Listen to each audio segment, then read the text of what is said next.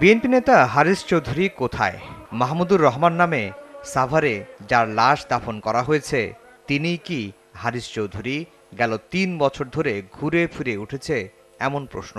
যদিও শুরু থেকেই হারিস চৌধুরীর মেয়ে দাবি করে আসছেন তার বাবা ঢাকার পান্থপথে মাহমুদুর রহমান নামে আত্মগোপনে ছিলেন। যাকে দাফন করা হয়েছে তিনিই হারিস চৌধুরী।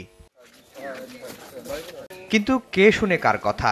মৃত্যুর পরও নিজের বাবাকে তার ইচ্ছা অনুযায়ী দাফন করতে না পারার কষ্ট বুকে নিয়ে উচ্চ আদালতের দ্বারস্থ হন মেয়ে সামিরা তানজিম চৌধুরী। মরদেহ উত্তোলন করে ডিএনএ পরীক্ষার নির্দেশও দেন আদালত। ডিএনএ পরীক্ষার রিপোর্টে মেলে তার প্রমাণ। কথিত মাহমুদুর রহমান নামে দাফন করা ব্যক্তিই হারিস চৌধুরী। ডিএনএ টেস্টে পরিষ্কারভাবে পুলিশ প্রশাসন বলে, কনসার্ন ডিপার্টমেন্ট, যে ওই বডিটির ব্যারিস্টার সামিরা তানজিম চৌধুরী উনার জৈবিক পিতা।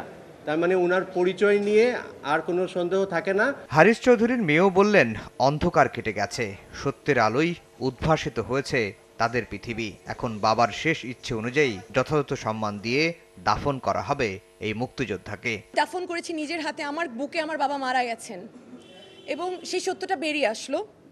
এটা দুঃখজনক যে আমাকে এটার মধ্যে দিয়ে যেতে হলো।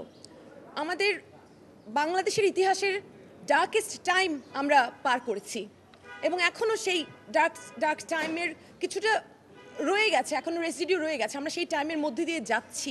হারিস চৌধুরী বিএনপি চেয়ারপারসন ও সাবেক প্রধানমন্ত্রী বেগম খালেদা জিয়ার রাজনৈতিক সচিব ছিলেন।